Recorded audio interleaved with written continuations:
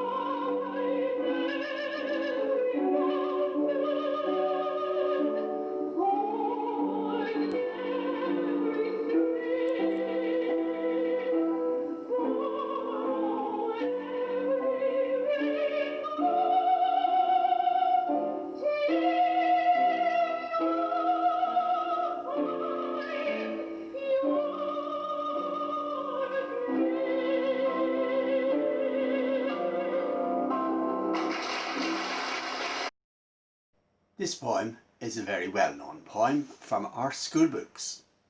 It's by Joyce Kilmer, who was an American poet, very well known in his day, not just a poet, but a journalist, an editor, a critic, and a lecturer.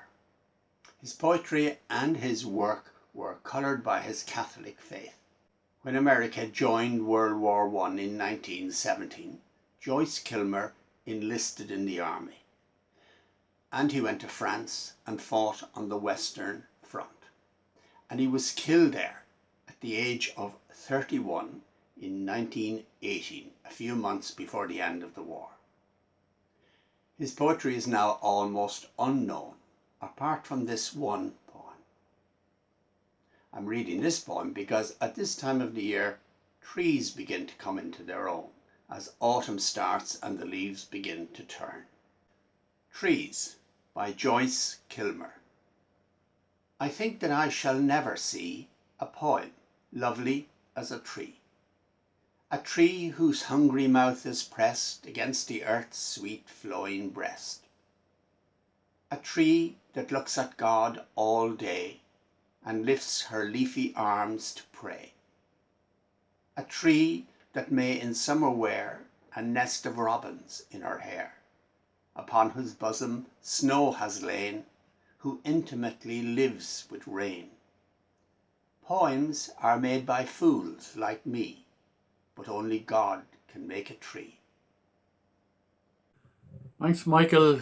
Today I would like to sing a song written by Stephen Foster, and it was recorded by John McCormack, and in fact immortalised probably by John McCormack. So I hope you like my version of Jeannie with the light brown hair. I dream of Jeannie with the light brown hair, born like a vapour on the summer air. I see her tripping where the bright streams play, happy as the daisies that dance on her way. Many were the wild notes her merry voice would pour, many were the blithe birds that warble the more. I dream of Jeannie with the light brown hair, floating like a vapour on the soft summer air. I long for Jeannie with a day dawn smile, radiant in gladness, warm with winning guile. I hear her melodies like joys gone by, sighing round my heart o'er the fond hopes that die, sighing like the night wind and sobbing like the rain, wailing for the lost one that comes not again. I long for Jeannie, and my heart bows low, never more to find her where the bright waters flow. I sigh for Jeannie, but her light form strayed far from the fond hearts round her native glade. Her smiles have vanished and her sweet songs flown, flitting like the dreams that have cheered us and gone. Now the nodding wildflowers may wither on the shore, while her gentle fingers will cull them no more. Oh, I sigh for Jeannie with the light brown hair, floating like a vapor on the soft summer air.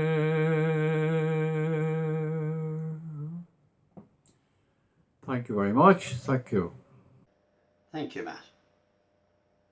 My own poem this week is from my latest collection, which is about the commemorations of and the events of 100 years ago.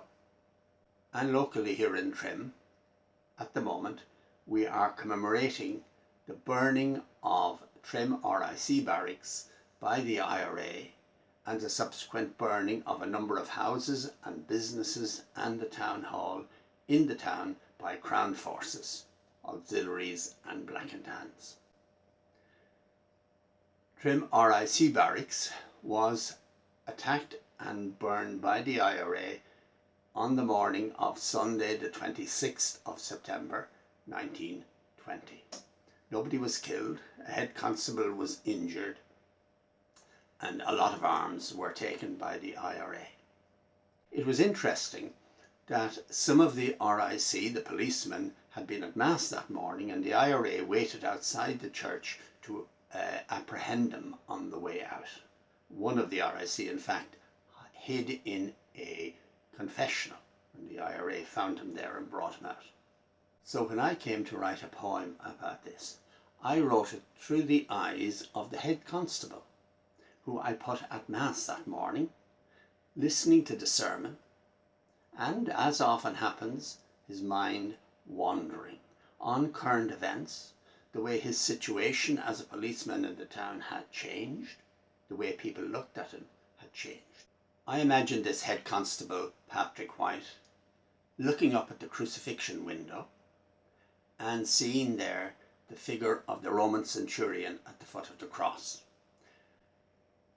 This is the Roman centurion mentioned by Matthew, who, according to Matthew, said, "Surely he was the Son of God."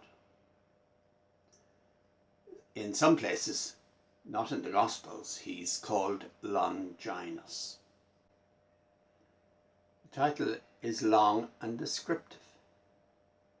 RIC Head Constable Patrick White contemplates the crucifixion window in St. Patrick's Church, Trim, during the homily at Sunday Mass, 26 September 1920. The last thing we need is this awkward attempt by an aging parish priest to balance public order, politics, justice, and the words of Christ. The people shift on their seats at his mention of Balbriggan, official murder and mayhem. Their heads bow at his caution and warnings. We, in our habitual positions, allow no reaction. On our way in, we receive the usual greetings. Nothing cheerful, just neighbourly, routine. From the grocer, we suspect of adulterating milk. The farmer whose calf we found. The woman on the late-night Scarlet Street excursion we let off with a warning. The shopkeeper who swears he'll adjust his dishonest scales. Must have a cheque this week. The mother of that youth up before the magistrate for the affray at last month's market. She thanked us, said he'd learned a lesson. I doubt it. The younger ones seem different. The men less likely to talk about our health. The girls to befriend our young men far from home. And there was that high street grocer last week who refused to serve the sergeant, said he had no cigarettes when they were plain to see. No fuss, I said. There's plenty more who'll take our shillings when no one's looking.